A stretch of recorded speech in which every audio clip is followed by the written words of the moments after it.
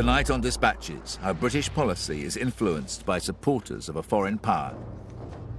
Something became skewed in British politics when an unelected friend of the Prime Minister had so much influence. Dispatches reveals the activities of the most effective lobby working inside British political parties. The pro-Israeli lobby in this country is the most powerful political lobby. There's nothing to touch them. We investigate the Israel lobby's bankrolling of British politicians. I don't believe, and I don't think anybody else would believe, that these contributions come with no strings attached.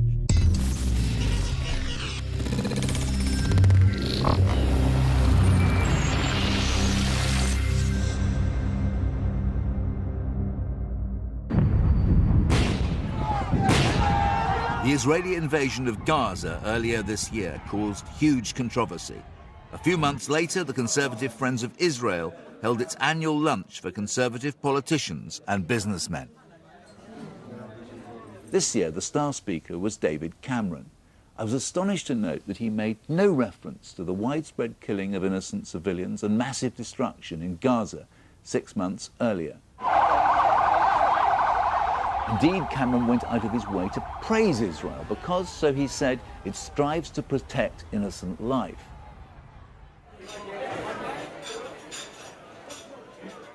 He said, "If I become Prime Minister, Israel has a friend who will never turn his back on Israel." I resolved to ask questions. How does the pro-Israel lobby in Britain work? Who runs it? And how does it get results? What's clear is that support for Israel is a powerful presence in all the main parties. Look at this recent exchange in the House of Commons when David Amess, Secretary of the Conservative Friends of Israel, asked what the government was doing to improve British relations with Israel. Ivan Lewis, the Foreign Office Minister who had been Deputy Chair of the Labour Friends of Israel, replied, "Israel is a close ally of the UK, and we have regular, warm and productive exchanges at all levels. We shall continue to foster a close relationship with Israel."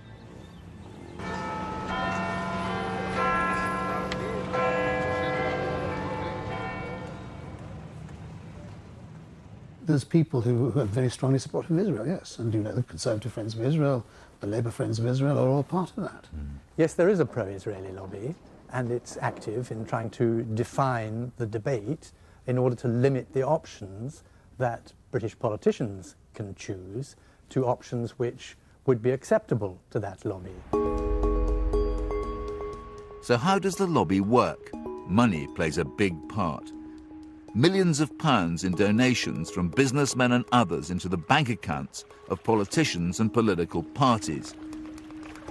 The Conservative Friends of Israel is one of Westminster's most active lobbying groups. It claims as its members 80% of all Conservative members of Parliament.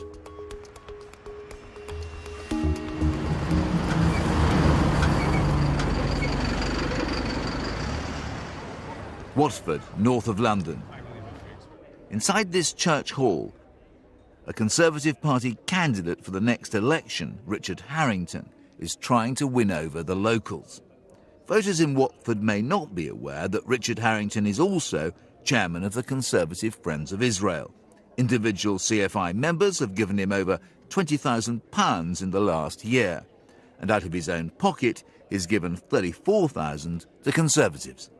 And that's not all. Mr. Harrington is also director of the Number 10 Club, one of the Conservatives' big donor clubs which, in return for an annual membership donation of up to £50,000 to party funds, will arrange for you to have tea with David Cameron or meet William Hague.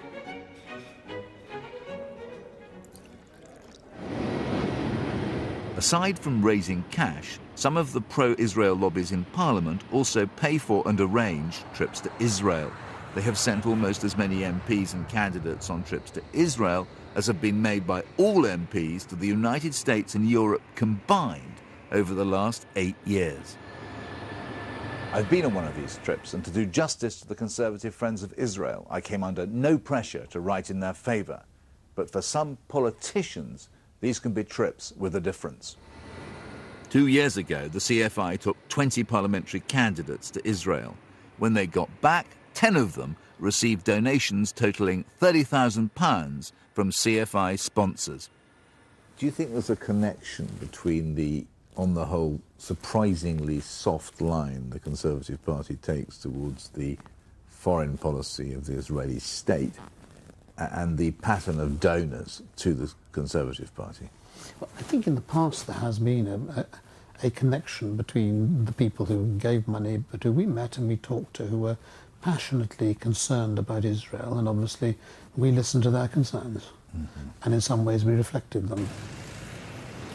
But they don't like to talk about it, at least not in public. One Tory MP privately taunted me to make a film about the pro-Israeli lobby. He said, "You don't have the guts, they're the biggest lobby in Westminster, and it's a big story." But when I went back to this courageous individual and say, "Hey, come on television and tell us about it," he ran a mile. One Tory frontbencher was so paranoid that he insisted I didn't just turn off my mobile phone, but take out the battery in case we were being bugged. Here's how the lobby uses its influence at the highest level of British politics. 3 years ago, Israel invaded Lebanon in retaliation for Hezbollah's attacks into northern Israel, during which 2 Israeli soldiers were killed and 2 kidnapped.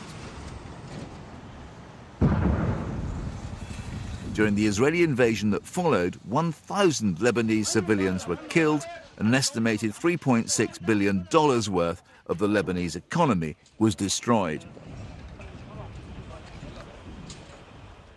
William Hague had recently been appointed Conservative Shadow Foreign Secretary. Some 21,000 in donations were sent to him by CFI board members, including hedge fund billionaire Alan Howard and again Richard Harrington. I don't believe, and I don't think anybody else would believe, that these contributions come with no strings attached. On July 20th, Hague made a speech. In it, he called the Israeli response disproportionate. And I think we can say, in response to the question of my right honourable friend, that elements of the Israeli response are disproportionate, including attacks on Lebanese army units, the loss of civilian life and essential infrastructure, and such enormous damage to the capacity of the Lebanese government does damage the Israeli cause in the long term. Moderate enough, you might think, but Lord Calmes, a leading CFI donor who owns Dixon's and was treasurer of the Conservative Party, was outraged and threatened to withdraw funding to the party. Sir, William Hague's usual good sense has deserted him. Think again, William, for whom do you speak? Your comments are not merely unhelpful, they are downright dangerous. No further donations were received by William Hague from CFI board members. Well, I knew Stanley Calmes when I was the chairman of the party, and he was one of those who took the view that any criticism of Israel is effectively damaging to the Israeli state. The Israeli lobbies appeared to want to censor British politicians from saying that elements of the Israeli reaction was disproportionate, and they appeared to be willing to use financial pressures as a way of enforcing that decision. We've learned that after William Hague's speech, the director of the CFI, Stuart Pollack, had a meeting with David Cameron, at which it was understood that terms such as disproportionate are not the sort that Conservatives should use to describe Israeli military action. And then last June at the CFI lunch, David Cameron didn't mention Gaza at all in his speech. He said, "I look around and I see some of our biggest donors, and a special thank you to you." He's going in front of a very large audience of very wealthy people, many of whom are going to give huge support to our party in the next election, which we need. So you don't go in and pull the tiger by the tail. For several months, we've been investigating the finances of the Conservative Friends of Israel. Here's what we found. First, let's look at income. In the Electoral Commission register, the Tory pro-Arab lobby reported income of £83,900 last year. So what did CFI report? Well, nothing. That's because it's an unincorporated association, which means it's just a collection of individuals who don't need to open their books. It may be legal, but it's hardly transparent. Next, how much in all does the CFI and its members hand out to the Conservative Party and candidates? Again, public information is sketchy. The Register of MPs' Interests shows that CFI board members and their businesses gave the Conservatives over £2 million in the last 8 years. But that's not the whole story. One Tory MP told me how after a chance meeting with Stuart Pollock, 2 cheques arrived through the post from businessmen closely connected to the CFI. He'd never met either of them before, and neither of them, so far as he knew, had even set foot in his constituency. We've also discovered that over £30,000 from CFI members went to campaign funds of members of Cameron's team, first elected in 2005. Ed Vaizey, now Shadow Minister of Culture. Greg Hands, Shadow Treasury Minister. Michael Gove, Shadow Education Secretary. Grant Shapps, Shadow Minister of Housing. Brooks Newmark, Opposition Foreign Affairs Whip. And Shailesh Vara, Shadow Deputy Leader of the House. And what about David Cameron himself? We found out that in 2005 he met CFI supporter Pochu Zabludovics for coffee. Afterwards, he gave Cameron £15,000, followed by £50,000 to Conservative Central Office. Mr. Zabludovic says that he was an early contributor to David Cameron's leadership, and all his contributions are a matter of public record. We've been reliably informed that donations from all CFI members and their businesses add up to well over £10 million over the last 8 years. We believe that's more than any other lobby in Westminster. Here's another example of how the pro-Israel lobby works. A few weeks ago, the UN was to vote on a resolution following Judge Goldstone's report criticising both Hamas and Israeli forces for human rights abuses in Gaza. The CFI rang up William Hague's office, and after consulting with David Cameron, he gave them this quote: "Unless the draft resolution is redrafted to reflect the role that Hamas played in starting the conflict, we would recommend that the British government vote to reject the resolution."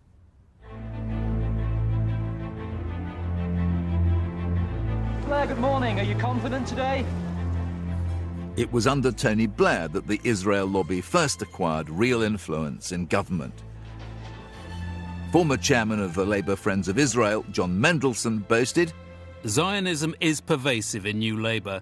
It's automatic that Blair will come to Labour Friends of Israel meetings."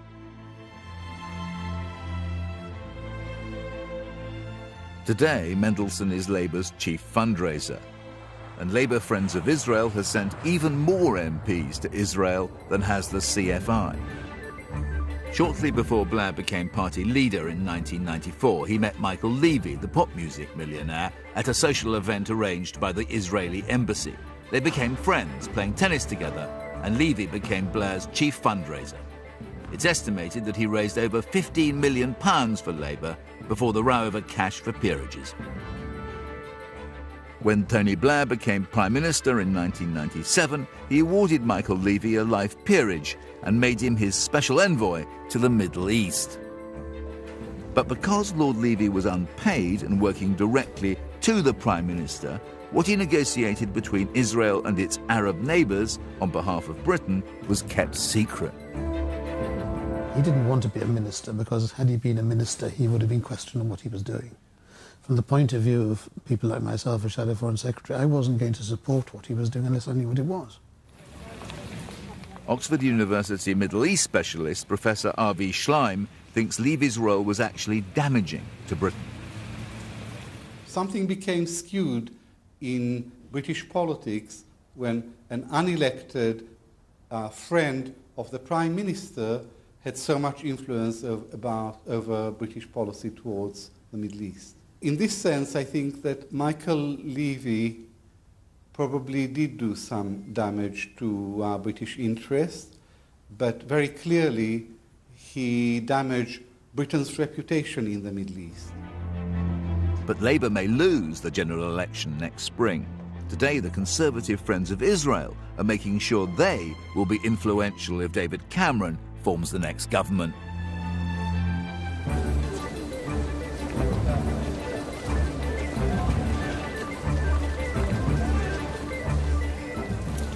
I've just come from the Conservative Party Conference Centre, and it's filled with every kind of lobbyist and interest group promoting their message. It's impossible not to admire the sheer professionalism and hard work of the Conservative Friends of Israel, with their long list of breakfast, lunches and evening receptions. They expect the Conservative Party to hear their message, and more than that, to deliver.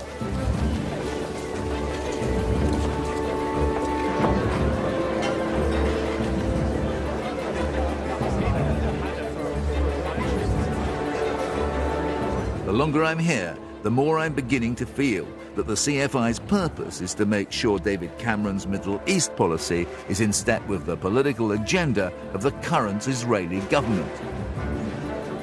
It also has a surprising friend. It seems that any friend of Israel is a friend of the CFI, even if they have a questionable past. I'm very interested that this man here, Mikhail Kaminski, Polish political leader, this man has been lionized by the Conservative Friends of Israel because he's pro-Israeli, and they seem prepared to disregard the fact that in the past he's made remarks which to some people could be construed as anti-Semitic. Mr. Kaminski represents a right-wing Polish party. A few years ago, he refused to apologize to the Jews for what had happened to them in Poland during the Second World War. But today, the CFI is prepared to overlook those remarks, citing his support for Israel now. And David Cameron has put the Conservative Party into an alliance under Kaminski's leadership in the European Parliament. Yet when Kaminski spoke at the CFI luncheon, director Stuart Pollock didn't want television in. I'm sorry. Please take it down. We asked Richard Harrington, the CFI's chairman, about Mr. Kaminski. CFI is totally supportive of Mr. Kaminski. About the CFI's activities and donations, he said, "We work openly and publicly to ensure that Israel's case is properly understood in Parliament. There is a clear distinction to be made between donations made independently by individuals who happen to be members of CFI and those made by CFI as an organisation. All donations have been registered in the appropriate way and are in the public domain. Even taking this into account, Dispatches claims that donations add up to well over £10 million in the last 8 years is not supported by any facts." In part 2, Madonna's friend, the man who bankrolls the public face of Britain's pro-Israel lobby.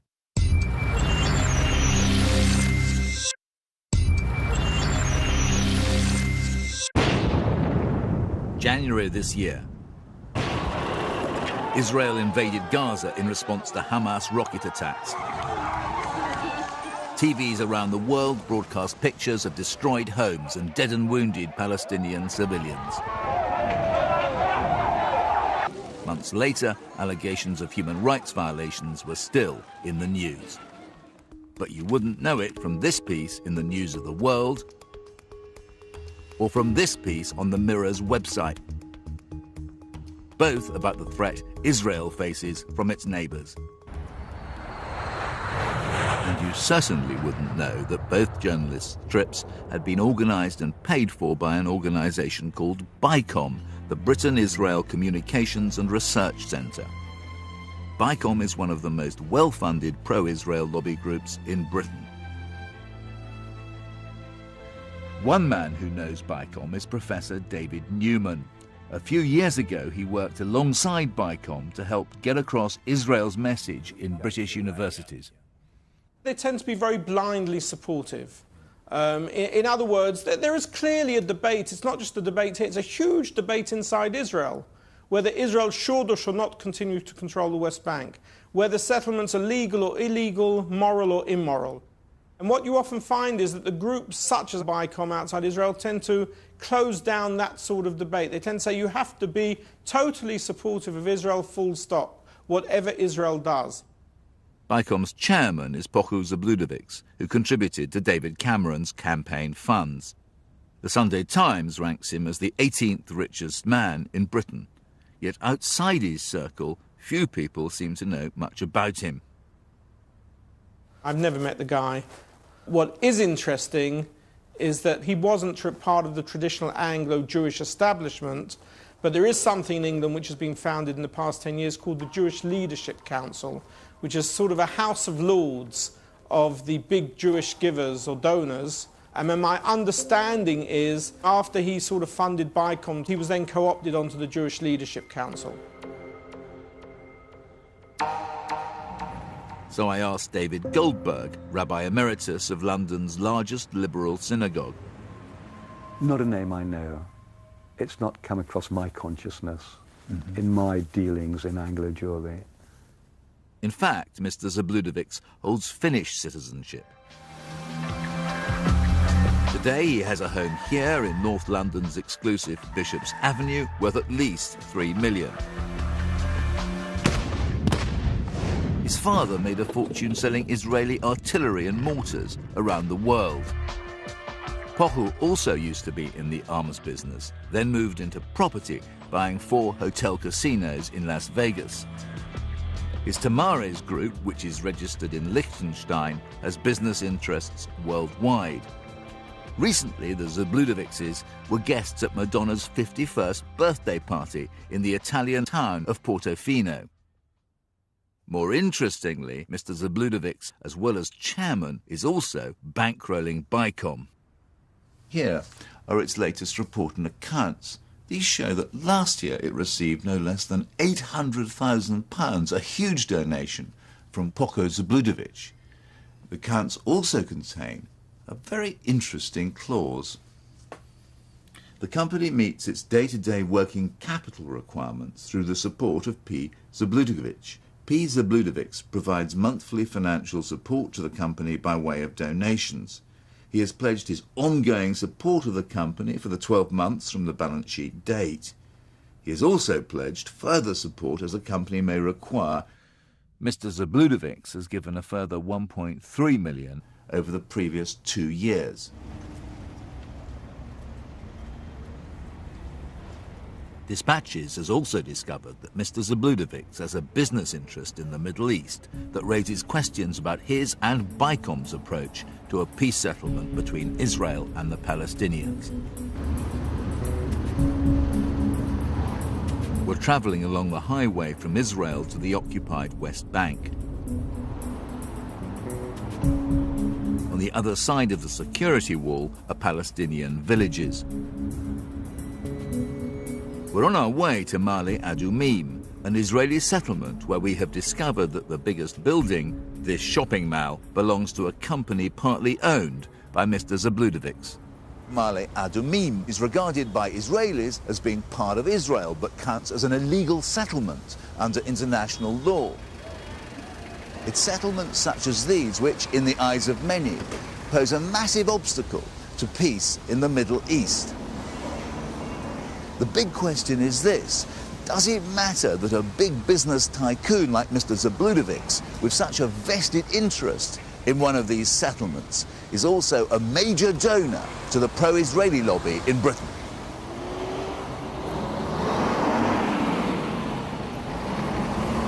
Any settlement of Israelis built within the West Bank, which is defined as occupied territory, in international terminology is illegal. Isn't it quite important that a figure who has such a major vested interest in the settlements is also the major funder of BICOM? That would tend to indicate in what direction the message of BICOM is going. It's going to be more supportive of settlements or less critical of settlements than if someone from the left was investing their money into BICOM. Does it disturb you that somebody who's publicly promoting the interests of Israel here in Britain has business interests in the West Bank? I would guess that anybody who invests money there has taken a calculated decision that this will not be going back under even the most favourable of peace treaties. So they've made a business judgment which will be no doubt vindicated by profits. We asked to interview Mr. Zabludovics, but he declined. Instead, he wrote to us agreeing that he was a minority shareholder in the company that owns the Mali Adoumim Mao. He said, "In terms of my position on the issue of settlements, I remain a major proponent for the creation of a Palestinian state. I understand that Israel will need to make concessions for this to be achieved." I did, though, get to talk to BICOM's chief executive, Lorna Fitzsimons. We're a very open organisation, and you couldn't get away with working with the level of journalists that we work with across the whole spectrum if we weren't absolutely open. If you're being transparent with people, we should know who your donors are. If our donors were able to influence our operational policy, then maybe you might have a point. But one of the things that we were absolutely and utterly set up to be is avowedly independent, that nobody influences our policy. So I asked about Mr. Zabludovics' influence within BICOM. Our chairman, Puyu, is no different than anybody else. He's one amongst, 120 individuals that support us. I asked if it disturbed her that BICOM's chairman has a commercial interest in a settlement which is viewed as illegal under international law. I don't know about any of his business interests whatsoever. It's never been discussed with us. The board never discussed their various individual business interests.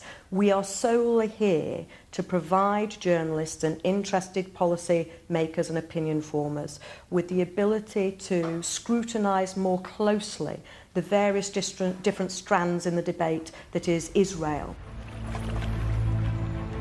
There are, of course, other groups lobbying on behalf of Israel in Britain, in addition to BICOM and the Conservative and Labour Friends of Israel. There's the Jewish Leadership Council, the Zionist Federation, and the Board of Deputies of British Jews. Aside from seeking to influence politicians and opinion formers, which is the stock and trade of any lobby, some members of the pro-Israel lobby are also especially aggressive towards British television and the press. I have spoken to editors who just say, actually, it's just not worth the trouble. I stay away from I stay away from the subject, or I stay away from stirring it up. The BBC and The Guardian are portrayed as being the biggest media enemies of Israel that exist, maybe in Europe, but certainly in the UK. And the lobby keeps them under constant attack. Well, it's off the scale in terms of Israel. I mean, I see other ambassadors, but I can't. I'm trying to see if I can remember ever being carpeted or taken to task seriously over our coverage of countries, and I'm offhand I can't think of one. It's an evening in February 2006. At the Israeli ambassador's residence in London, a special meeting is taking place. Present are the Israeli ambassador, Pochu Zabludovics, Henry Grunwald, who was president of the British Board of Deputies, and property magnate Gerald Ronson. They're unhappy with a two-part article by The Guardian's Middle East correspondent, Chris McGreal, who has compared Israeli occupation of the West Bank with apartheid in South Africa. They decide that Henry Grunwald and Gerald Ronson will pay Rusbridger a visit. Their pitch was that The Guardian was encouraging anti-Semitism to the extent that it was effectively an incitement to violence against Jews in Britain. Henry Grunwald's a very bright barrister and made the case in a perfectly straightforward way. And then Ronson, who was the kind of sort of heavy on the occasion, began by saying, I think his phrase was, I've always said, opinions are like arseholes, everyone's got one. And then he effectively said, I'm in favour of free speech, but there is a line which can't be crossed. And as far as I'm concerned, you've crossed it. And you must stop this. There's Ronson telling you you've been fomenting attacks on Jews. What do you say to him? I just said, I'd be interested in the evidence. I'm not sure how you make that causal connection between somebody reading an article that's critical of the foreign policy of Israel and then thinking, why don't I go out and mug Jews on the streets of London? I mean, I just can't believe that happens. On top of the visit to the Guardian's offices, a lengthy complaint against McGreal's articles was made to the Press Complaints Commission by an American pro-Israel media watchdog called Camera, with a reputation for aggressively complaining against what it claims is anti-Israel reporting. In the end, the Press Complaints Commission found only one small fact to be wrong. Nobody could shake the facts on it, but it was nevertheless regarded as something that just should not have been published. The views of those who criticise The Guardian are not shared by the entire British Jewish community.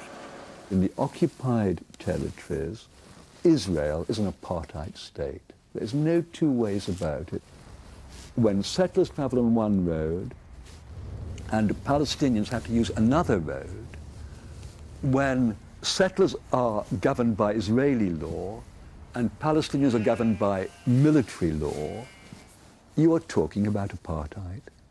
What sort of reaction are you expecting when the pro-Israeli lobby notes your conversation in this film? Oh, they'll say, oh, there goes Goldberg, the anti-Zionist, self-hating Jew again. I'm quite sure.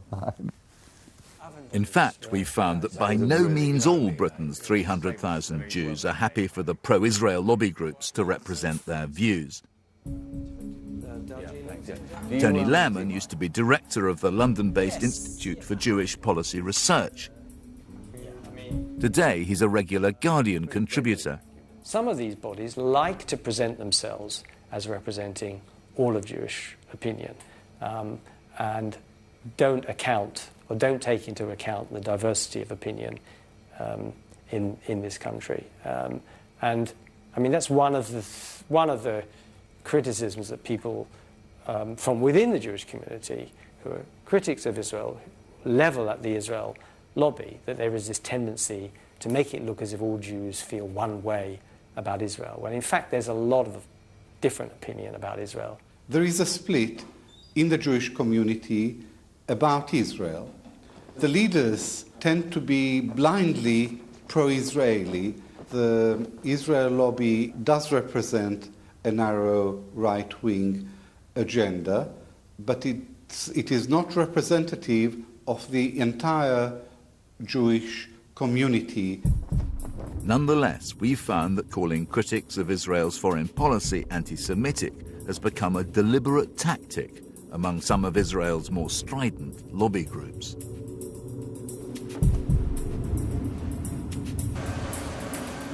Here's an example from a blog based in New York. Its sole purpose is to scrutinize The Guardian's Comment is Free website. Hawkeye, the mystery man who says he runs it, told the Jewish Chronicle, besides the fact that CIF features a long list of anti-Zionists, including many Jewish anti-Zionists, its comment threads are full of vile anti-Semitic sentiments. How do you react to that? I think it would be a terribly dangerous thing if the British press were made to feel that they couldn't criticise Israel because they're going to be held up as anti-Semite. I think it's a very disreputable argument.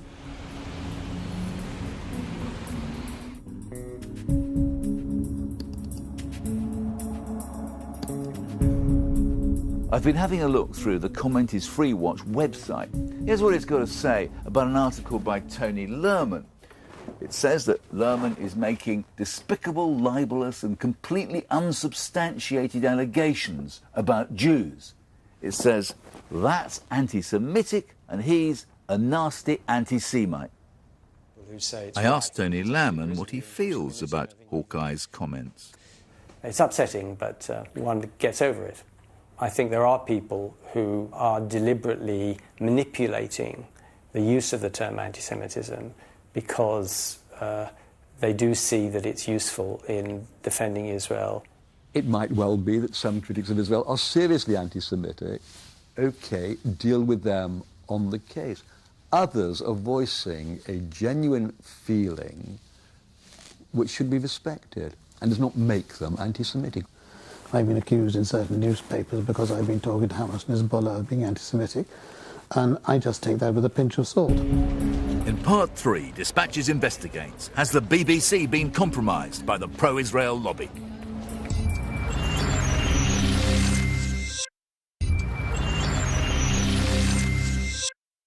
Dispatches has been investigating how Britain's pro-Israel lobby exercises its influence and financial muscle today in Westminster, and how critics of Israel's foreign policy in the press get branded as anti-Semitic. But what about the BBC? On the record, BBC executives tell us they've always reported Israel and Palestine without bias. Off the record, former executives and programme makers have told us they've always been aware of pressure from top management over Middle East coverage. Charlie Beckett was a BBC news editor and worked for Channel 4. He now heads a media think tank at the London School of Economics and keeps in touch with his former colleagues. There is a very strong and very active Israeli lobby exercise, both an official Israeli lobby, and of course there is a sizable population who are very sympathetic to Israel and are very active at making their voice heard and putting direct pressure, especially on the BBC. It works because the BBC has no choice, in a sense, but to respond. The Israeli government and another pro-Israel internet watchdog, this one called Honest Reporting, take full advantage of that. Honest Reporting has been in the forefront of efforts to fight the media's institutional bias against Israel.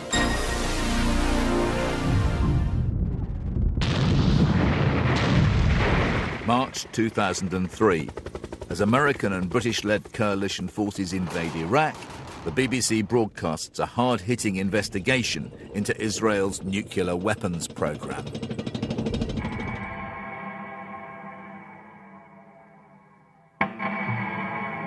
The Israeli government press office compares the film to the worst of Nazi propaganda.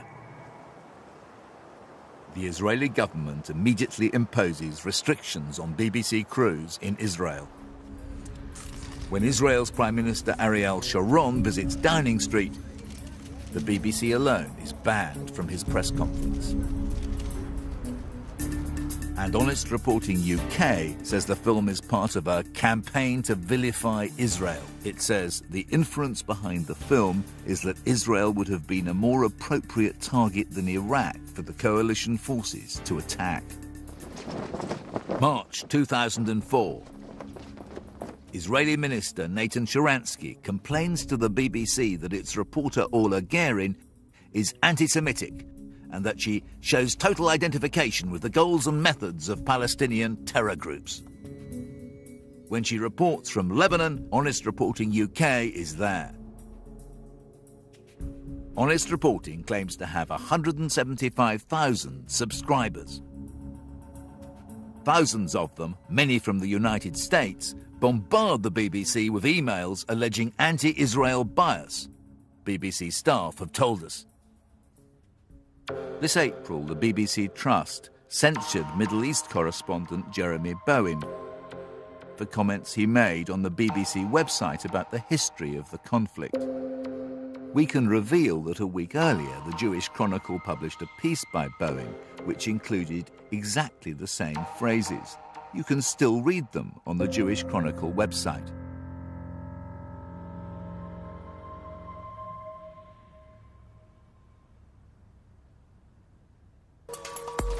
But Camera, the American-based media watchdog which earlier had complained about The Guardian, this time formally complained to the BBC. Then a London lawyer complained. The BBC was forced to investigate. The BBC investigated Jeremy Bowen because they were under such extraordinary pressure. The way that that investigation was perceived by Bowen's colleagues, if you like, in the BBC, was that this was management hoping with one bound to be free. from what was very, very intensive pressure, but it struck a chill through the actual BBC newsroom because it signalled to them that they were under assault. Do you think the BBC would have carried out that investigation into Bowen but for this Israeli pressure which you've been talking about? No, of course they wouldn't have done. Veteran BBC presenter Jonathan Dimbleby thought the BBC had caved in. Not only has Bowen's hard-won reputation been sullied, but the BBC's international status as the best source of trustworthy news in the world has been gratuitously undermined. When we approached Dimbleby, he refused to take part in this programme. We can reveal that he too is now under investigation for making the above comments. The BBC Trust sent a representative to Oxford to question Professor Schleim about the accuracy of Jeremy Bowen's piece. I couldn't fault him. I didn't see where he had gone wrong, and my conclusions from this affair is that there are some people in the Jewish community in Britain who listen to the news, monitor the news, and are too quick to start protesting to the BBC. Their complaints are usually unjustified. It was time to find out who Honest Reporting UK is, who funds it, and who it represents. First surprise, its office is not in Britain, but here in Jerusalem. Its managing editor, Simon Plosker, who is British, admits he worked for BICOM in London and also for the Israel Army press office. Hi, is this Honest Reporting? Yes, it is. Peter Oborne from Channel 4 Television. Simon Plosker wasn't around, and the people there didn't want to speak on his behalf. You can ask me. I've just had a conversation with the bloke inside that office. I said, is this the office of Honest Reporting? He said, well, difficult that. We work for a project of Honest Reporting, but as for Honest Reporting itself, it's kind of a virtual organisation. I still wanted to talk to Simon Plosker about why he ceaselessly attacks the BBC and who he works for. He declined to be interviewed, but gave us this statement. We don't target the UK media. It is simply that the demonisation of Israel in the media here is that much worse than it is in other places, such as the USA. The BBC and The Guardian produce examples of anti-Israel bias on a more regular basis than others. The BBC isn't just a programme maker. It has another role as lead broadcaster of emergency appeals to raise funds for our disaster relief agencies to provide humanitarian aid in world catastrophes. It's done so for the last 40 years in conflicts around the world.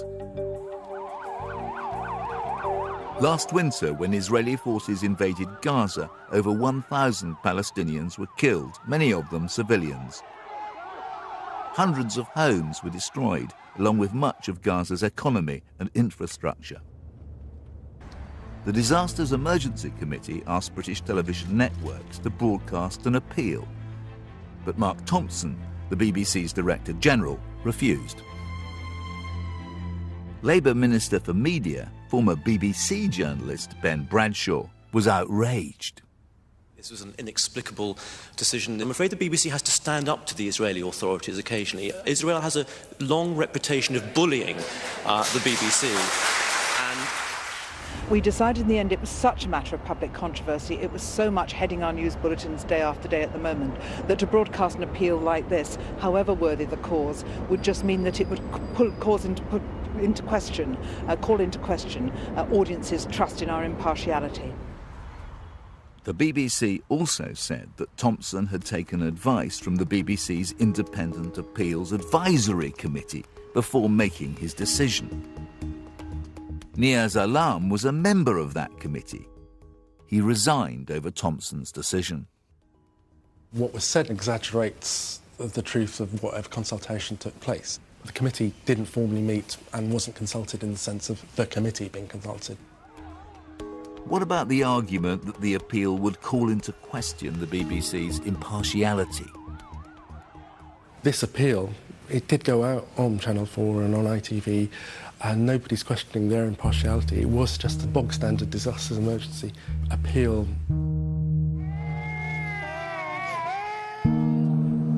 The children of Gaza are suffering. Today, this is not about the rights and wrongs of the conflict. These people simply need your help. The Disasters Emergency Committee refuses to talk in public. So we asked the members of the DEC whether they would talk only about humanitarian need in Gaza and how they assessed it. But Christian Aid, the Catholic agency Cathod, Save the Children and Oxfam all said it was just too sensitive. Do you think the Israeli lobby was responsible for the decision not to have the Gaza appeal? Turn it around, it wouldn't have been a serious concern for them if they didn't have that pressure from an extraordinarily active, sophisticated and persuasive lobby sticking up for the Israeli viewpoint. We have also discovered that the BBC's Gaza decision is exceptional in the light of past appeals. It's far less controversial than perhaps an appeal in 1982 for victims of the Israeli invasion of Lebanon. And yet the BBC had no trouble doing an appeal in those days.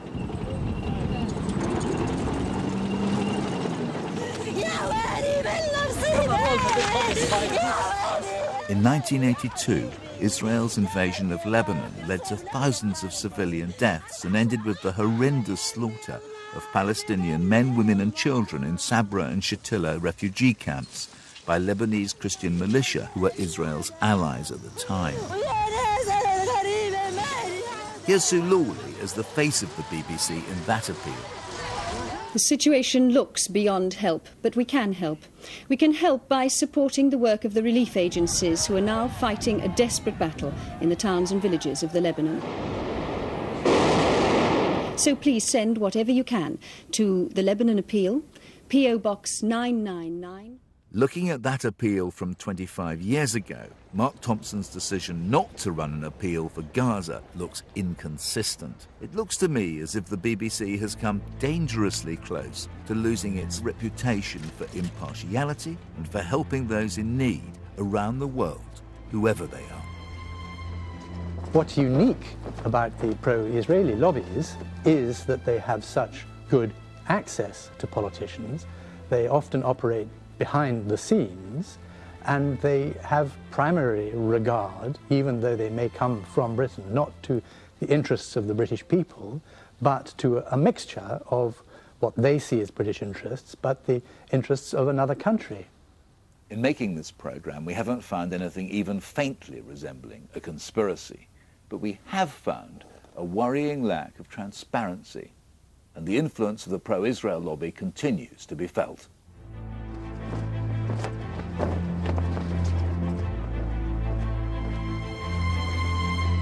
Well, Channel 4's 3D week begins next. More details in a sec. You'll need your 3D specs. If you don't have the specs, you can still view and enjoy the programmes.